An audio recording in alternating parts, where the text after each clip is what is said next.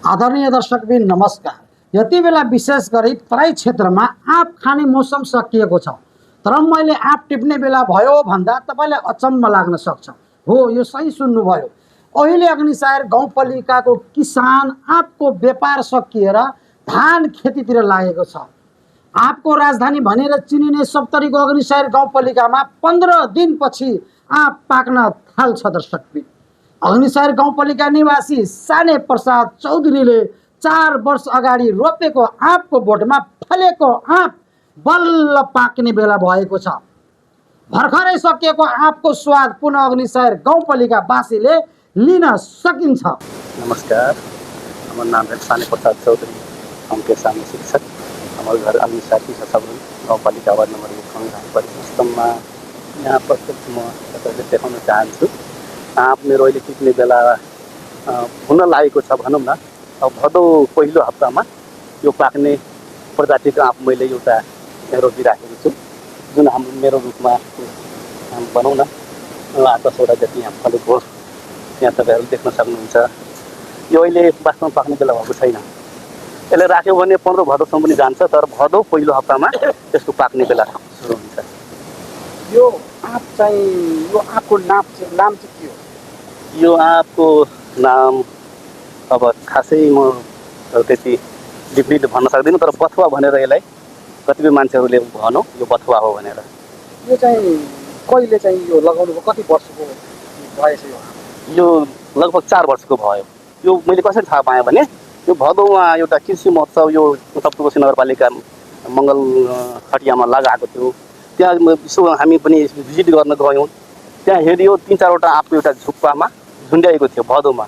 अनि मलाई आश्चर्य लाग्यो, यो आँप यति बेला हाम्रो त असार साउन सिद्धियो, यो भदौ यो पहिलो हप्तामा यो आँप कहाँबाट आयो? अनि मैले सोधी गरेँ। त्यहाँ मैले सोधेँ, अनि त्यहाँ जसको जो प्रदर्शनीमा राखेको मान्छे त्यहाँ थिएन, उहाँ आफ्नो कामले घर जानुभएको थियो, प्रदर्शनीमा छोडेर जानुभएको थियो।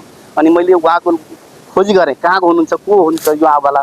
म खोज्दै जाँदा म फतेपुर एरियामा गएँ पत्ता लगाएर। अनि उहाँसँग मैले हेर्दाखेरि वास्तवमा त्यहाँ आँप रहेछ अलिअलि। अनि मैले उहाँबाट यो मुन्टो यसरी मुन्टो मैले यति 5-6वटा ल्याएर यसरी ल्याएर मैले के गरेँ भने म पहिलेदेखि आँपको यो कलमी लाउने अलिअलि भनौँ न भएको हुनाले मैले गरेँ। यस्तो यसलाई मैले आफैले बनाएँ 2-3वटा, एउटा यहाँ छ, अर्को त्यहाँ छ, अर्को त्यो पोखरीको डिलमा पनि लगाएको छु। कतिवटा बिरुवा रोप्नु भएको यस्तो? यो 3वटा छ अहिले, तर एउटा मात्रै फल्यो। फल्न 3 फल्यो, तर त्यहाँको अब जोगाउन सकिएन। त्यहाँ भनौँ न संरक्षण भएन, केटाकेटीले टिप्यो होला, बिचार थियो। त्यसमा पनि फलेको थियो। अब बच्चाहरू बाहिर बस्छन्, कोही अब विराटनगर छन्, कोही काठमाडौँतिर छन्, उनीहरूलाई पनि यसो प्रसाद गरेर टिपेर पठाइदिएँ। अब यो रूपको जोगाएर राखेको छु। अब यो अब भदौमा पाक्ने खाले सिजन भएको हुनाले यसलाई टाइम पुगोस्, म्याच्योरिटी होस्, अनि मात्रै टिप्ला भने यो राखेको छु। यसको स्वाद चाहिँ कस्तो हुन्छ? स्वाद त मालदा जस्तो त होइन, तर यहाँ कम्पेरिजन हिसाबले अरू आँपभन्दा राम्रै लाग्यो। खाना स्वादिष्ट नै हुन्छ। पाक्दा बोक्रा पनि लगभग पहेँलो हुन्छ र खाना राम्रो हुन्छ। तपाईँलाई मैले चाहिँ यो अग्निसार जस्तो बोट बिरुवा लगाउनु एकदम रहर जस्तो देख्छु। के बिरुवा छ मेरो यहाँ लिचीमा पनि 2-3 भेराइटीको लिची छ। अनि कागती मैले यहाँ 40-45वटा कागती लगाएको छु, र लेट भेराइटीमा अब अर्को यो आँप पनि हो, तर यसको तुलनामा त्यो आँप त्यति स्वादिष्ट छैन, र पनि लेट भेराइटी हो। त्यो पनि अन्तिम साउनतिर पाक्ने नै हो। त्यस्तै मैले अम्बक पनि लगाएको छु। अम्बा लिची होला, यो सानो ठुलो गरेर मलाई 20-22वटा छ। त्यस्तै 45वटा कागज 44 कागती छ। बेच्नुहुन्छ? बेच्छु यो। अब यहाँ आएर हेर्नुहोस् न। अब अहिले मैले एक्लै अब स्याहार नसक्दाखेरि अलिकति यहाँ घाँसपात यतापट्टि भएको छु, उता सफा गरेको छु।